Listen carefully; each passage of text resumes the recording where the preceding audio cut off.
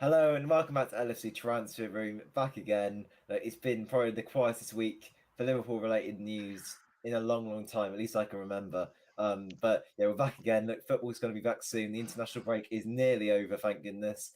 So today I'm joined by Rigo, Neil, and Kev. Rigo, how you doing, mate? What you been up to? Doing well, doing well. Trying to watch as many of the international matches as I can, and obviously yesterday got to enjoy doing the watch along for the Legends match yesterday with that resounding 2-1 comeback. So that was awesome to do. So overall, pretty good weekend. Trying to keep busy with those international matches. Gotta watch football somehow. Can still watch all these Liverpool stars in action. So what more could you want? What more could you want? But how about you, Kev? How are you doing? Well, good, Owen. Thanks. Just watching NFL. Can't be bothered watching the game that's playing at Anfield at the moment. Don't know what's going on there, but yeah, no, all good, mate. How are you? Yeah, not too bad, thanks. Yeah, just trying to keep occupied, entertained. But yeah, Neil, how you doing, mate? Keeping up the writing still? Yeah, I've been quite busy actually. So there's a lot, obviously, with the international break going on. It's trying to follow that, and there was also quite a lot for the Legends game as well, as Rico mentioned. So that was quite entertaining. I was a bit concerned at 1-0, but it was good to see us turn the game round. And Xabi Alonso looking like he could slot straight back into our midfield now. I didn't watch the game, but it's not a surprise to hear. Did we play all right in general? Were we the better team? Did we deserve to win? I would say we had the stronger squad out of the two teams, and I think that paid dividends in the second half. So United were okay first half, but I think as soon as likes of Robbie Keane came on and Mark Gonzalez, Cinema Pongo, who got the winning goal, we look good. But Alonso he just oozes class, and he looks fit as anything. So he just looked like he could slot straight back into that midfield. Oh, I absolutely love Xabi Alonso. I still do. But that's what really annoyed me as well with Xabi Alonso is that like when he got sold from Real Madrid to Bayern Munich, I always thought because it was right after we nearly won the league, and I thought maybe there was a chance we could have brought him back for a few more years because he was so good for Bayern still, even though he was into his 30s. But Rigo, just appreciation for Xabi Alonso right now. Just tremendous. He completely controlled that game, just at his own pace, completely dictating where the flow was going. Those long passes were just outstanding. The long pass that he did that got volleyed and almost scored a goal, that would have been the up there for goal of the year, quite honestly. But just tremendous watching him and the rest of the legends there. I know Robbie Keane only played 6 months with Liverpool, but he came in second half, did a job, laid it off for the initial assist for us to tie it. I think Liverpool, for the most part, were in control of the match, and especially the second half, they just turned it on and pressed. But as Neil said, Xavi looked like he could slot right into our midfield and do a job better than Henderson and Milner at the moment. Oh dear me. Like, yeah, to be fair, the good thing about the past week has just been not hearing anyone mentioning James Milner or Jordan Henderson. Well, to be fair with Henderson, you've been hearing it in the international setup because he's been training with England now in the squad, probably going to start the next game. So, yeah, look, but we still got But quite a isn't few. isn't isn't that a good thing though? Because I read some articles that suggested that him getting called up was Jurgen Klopp's worst nightmare. Now I'm thinking he's been out for 3 weeks, 4 weeks, getting some training under his belt and maybe getting an hour under his belt can only be beneficial, surely. Oh, yeah, 100%. I agree. Kev, what do you think about that?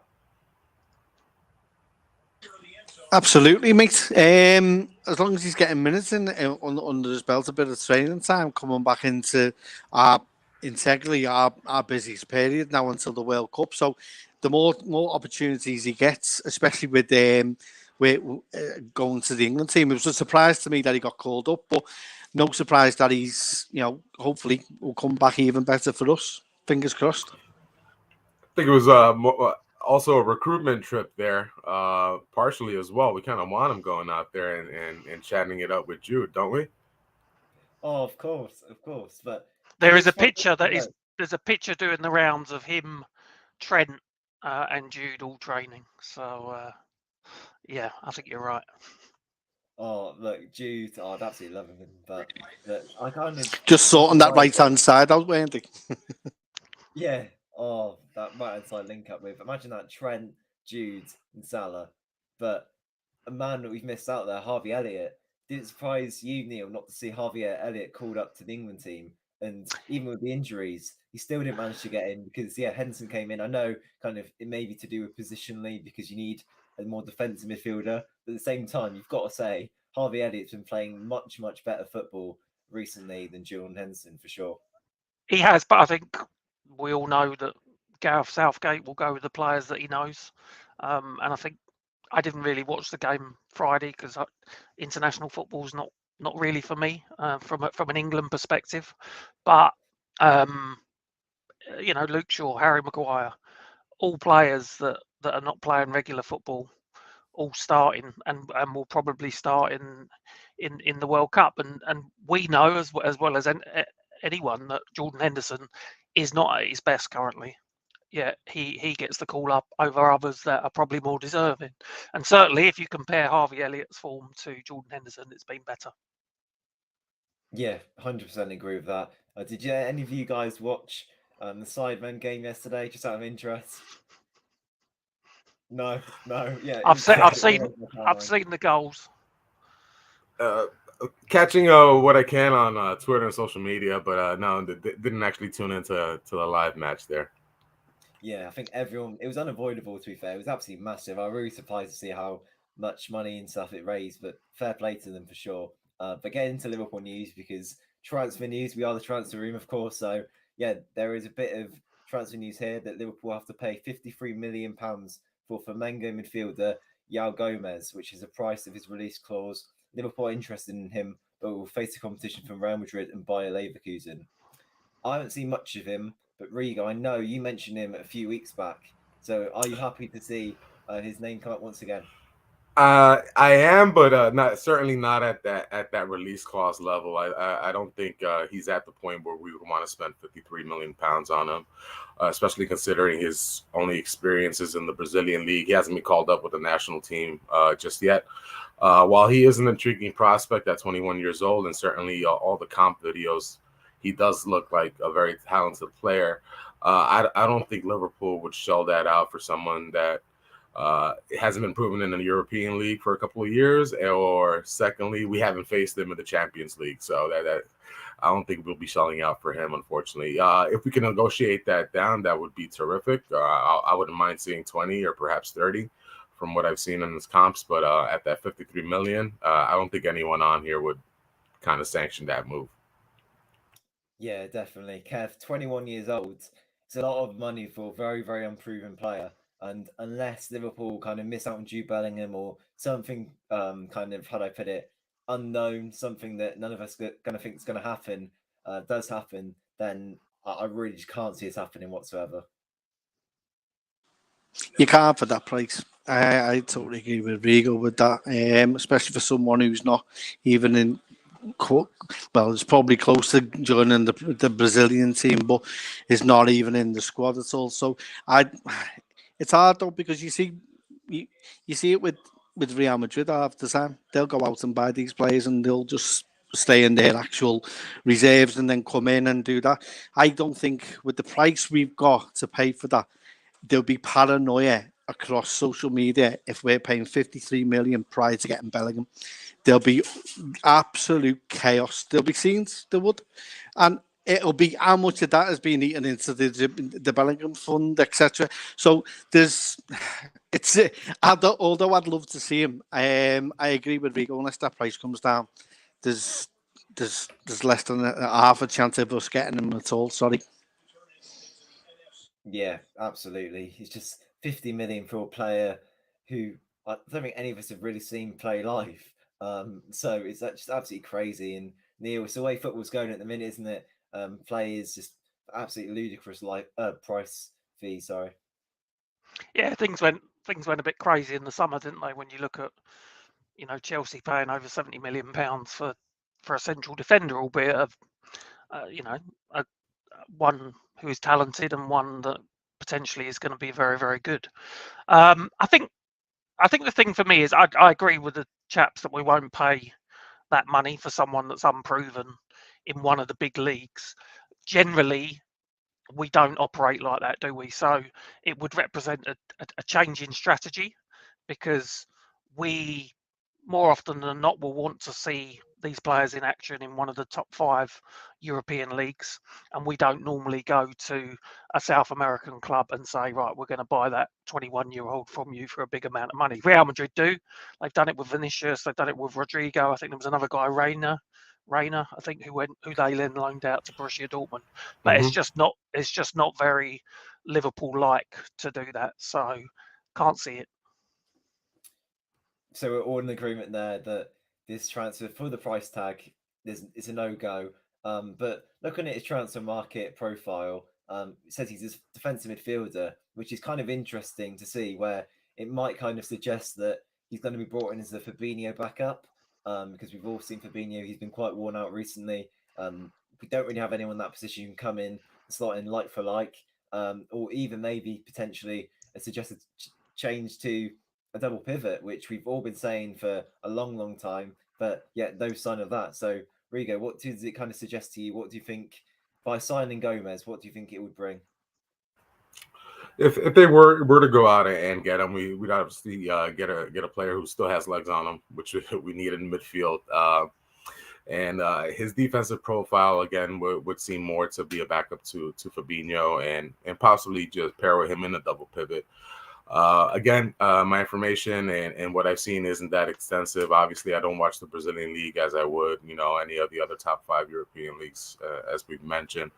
But definitely, I think he would add something to us. But as far as that backup to Fabinho, very promising how Stefan has looked in the under 21 matches, as well as any cameo appearances so far. So perhaps, we can kind of lean on him a little bit more and focus on someone who's a little bit more proven. I threw on the chat there Manu Kone, as far as potential player who kind of fits that mold, defensive, but can also progress with the ball. But he would add something. But again, at that price tag, I think that would limit us in other facets as far as pursuing players. Yeah, Declan Rice, Kev, what are you thinking about that? Like, I just wouldn't want him at Liverpool personally. I wouldn't. However, the price tag is needed to pay for him is just going to be possibly on par with Bellingham for some strange apparent reason, due to how this transfer window is going to go.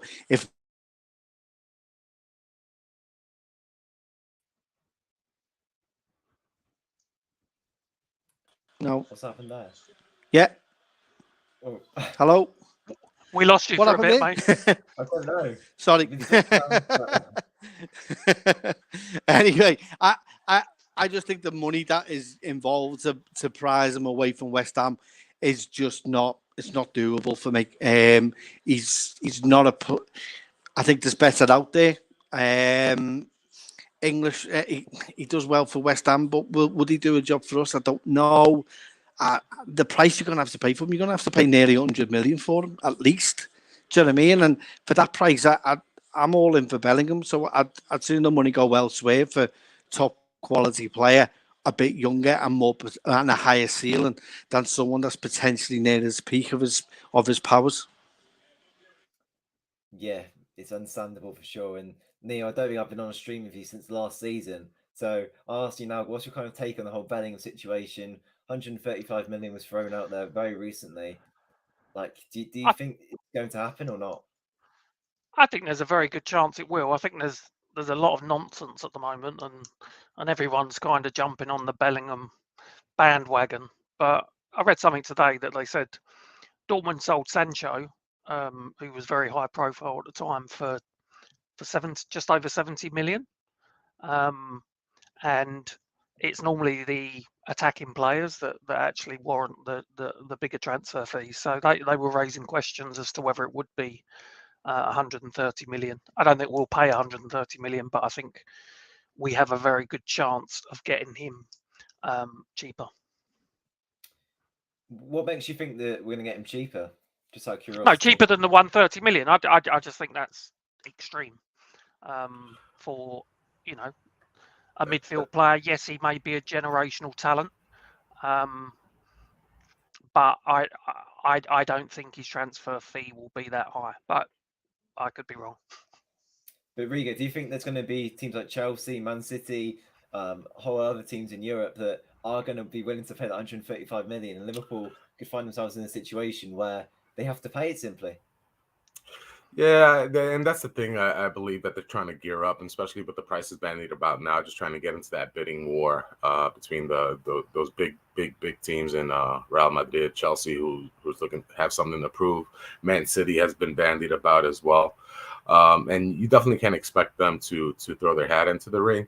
If Liverpool were to sign Bellingham, I don't think we'd be paying that price. Unfortunately, I don't think we get it.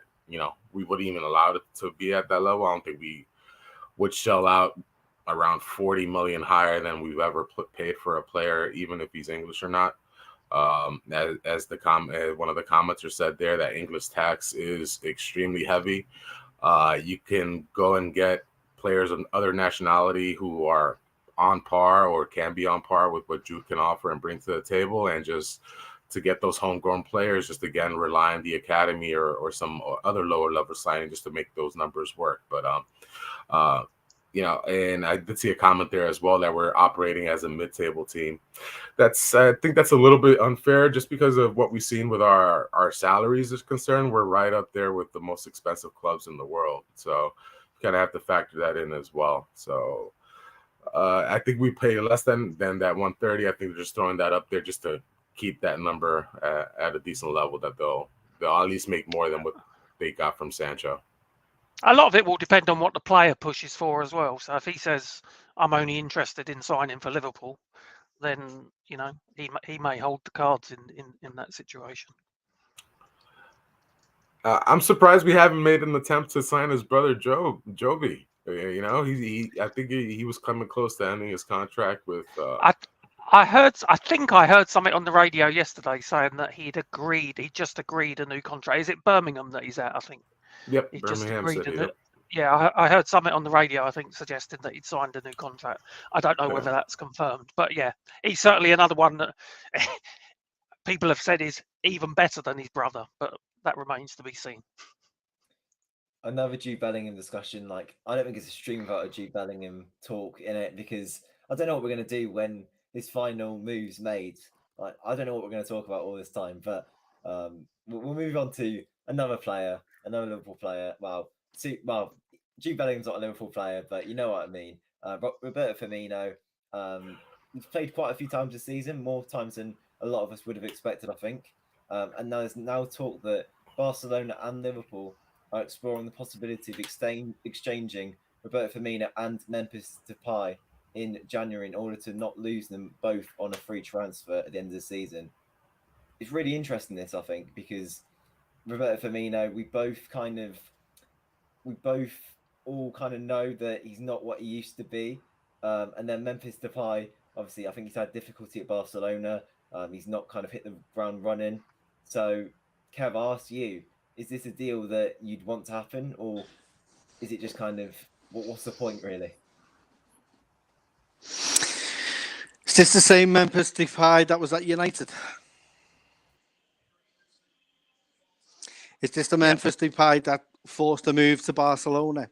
Is this the Memphis Depay who has an ego? Is this a Memphis Depay that, I'll be honest, on the face of it, when you start mentioning swap deals, I lose interest and switch off, because there's never I've never seen a deal go through where both of them go through and everyone's happy with the deal. Someone will come away and walk away with it with a bad taste in their mouth, and I think that would be us. I think we do need to explore the option, if we're not going to keep Roberto Firmino, and explore the option of trying to release him and provide a better, adequate, potentially signing than the Memphis Depay. I just would not want that at all. He may be doing well for Holland. I just don't see it on the pitch for myself personally, and I'd quickly move on myself. But that's just my personal opinion, though. Yeah, to be fair, I understand what you're saying there. They feel like completely opposite players. Where Roberto Firmino, he's very much sort of a club man, family man. Like you never hear any talk of Firmino falling out with anyone. Like he's loved by everyone at the club. Whereas Memphis Depay, you're hearing things of him falling out with teammates, rows at international duty, like stuff like that. And I just don't see him as being that sort of Liverpool player, Neil, that Jurgen Klopp will buy into, that the dressing room will buy into and evolve around. Yeah, can't see it. I think as talented as he is, and he has the ability to be a very good player. He's never really made it. So it was United, then Lyon, then Barcelona. He probably did as well for Lyon, which is a weaker league than the others, I would say. So I just agree with what Kev said about personality and character. It doesn't seem a right fit for this Liverpool team. He's 28, so maybe he's a couple of years younger than Bobby, but it doesn't seem a good fit for us. I actually think Bobby's been good this season when he's been on his game. I thought he was good against Bournemouth, a couple of goals and I think 3 assists. Really good against Newcastle. I can't remember if he came on a sub against Newcastle. Really good. So Bobby can still make things happen. And I think he's still an extremely useful player, and it wouldn't be something that I'd be looking at. If Bobby was going to go, I'd want someone different. And Riga, your take on the deal? I mean, if Memphis were to come, we obviously be adding in a quality rapper to the squad. I don't think there's any rappers on the squad currently, at least that I've heard. Somebody with social media presence as well, and an extremely huge lion tattoo. So I think those are qualities that any team's looking for. Obviously, he would add something. He is younger than Bobby, and he is a quality player. He's produced for Barcelona in limited action.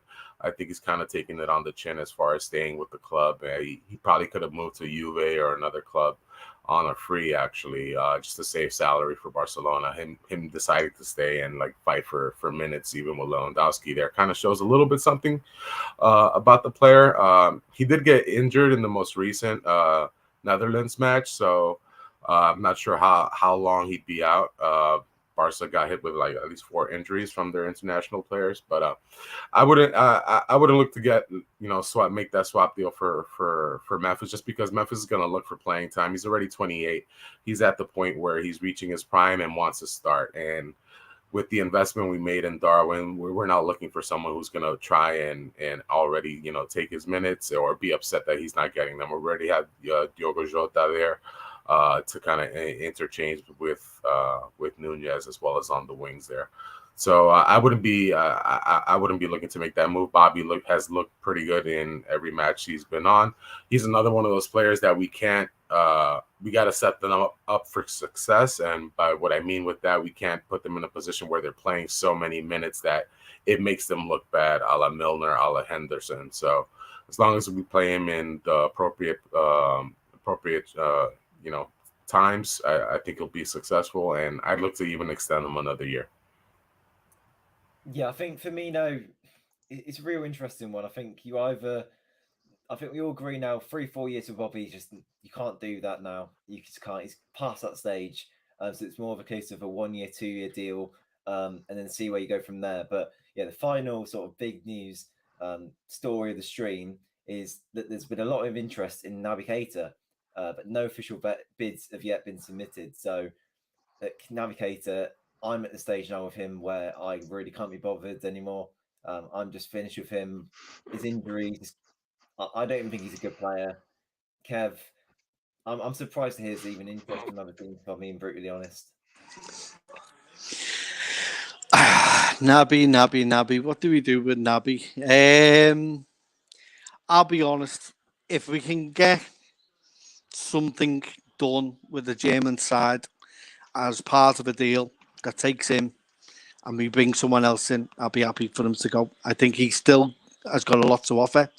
I would keep hold of him. I still think he's still young enough, and he was still, if we sign a new deal with him, which I know Klopp is willing to do with him, if you can sign a new deal for him, you still have that potential amount that we paid for him, and you'll be able to get that back, no problem.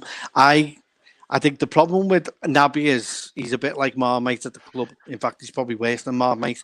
A lot of people hate him. Very few like him. I still think he can do a job. I think he's been... His injuries haven't helped. But I would not be looking to throw him out the door just yet. I'll be seeing what's on the table first of the teams that want to buy him. And if one of them includes Borussia Dortmund or someone like that, then we do potentially a part of a deal and he's happy to go back to a German side, then or even to Leipzig as well. There'd be no short of offers. And I'll be honest, something will happen this January, I think, because there's no way we'll let him go for nothing. Absolutely not. That's an interesting point you make there in terms of we won't let him go for anything, because I actually disagree. I think we're willing to just cut our losses and just say at the end of the season, right, it hasn't worked out. It's a free transfer. You can go. I think it's either he signs a new contract or he goes on a free transfer. Neil, do you think we're going to do something with him in January? I think this.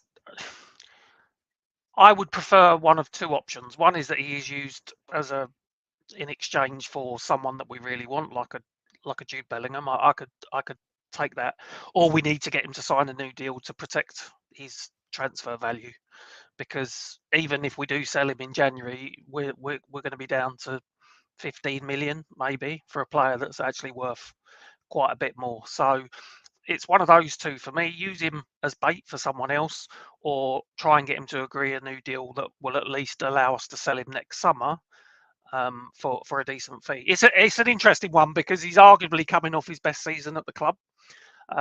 Certainly fitness wise, he's had spells in the past where he's been brilliant. I think after we won the league, he was fantastic, but he's arguably coming off his best season at the club, and because of the negativity surrounding the midfield, he's also an easy target now that he's picked up an injury.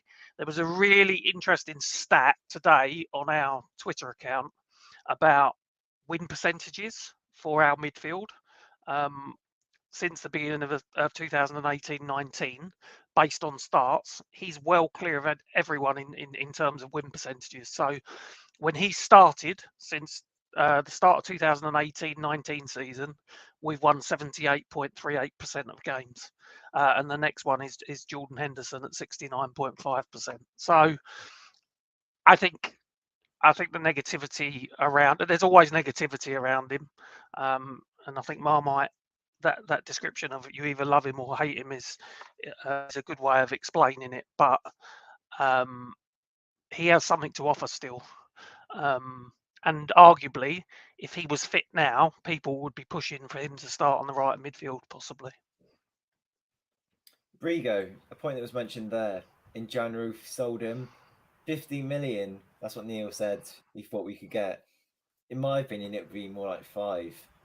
I really think we'd struggle to get any for any. Yeah, and the thing is, he hasn't been playing at all this season. So, and you're going off a history of a player who, unfortunately, his availability has been in question with all those injuries, as well as his reliability.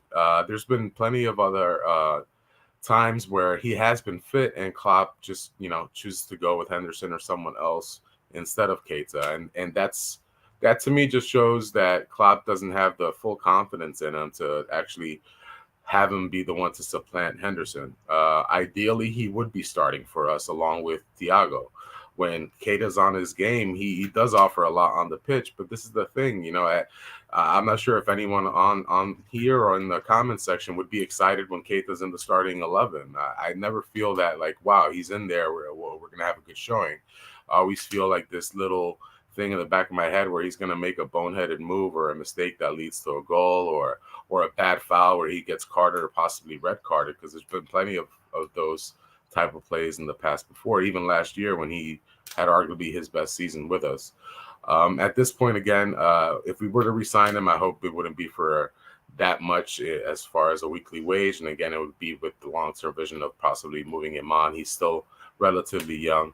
I'm not sure if a swap deal is even possible. He probably already has a Bosman deal lined up as soon as January hits with another squad. So let's see what happens with him. I wish we could count on him. That would have been the perfect opportunity to kind of jump in there and cement himself in the starting 11. He's just, is hurt.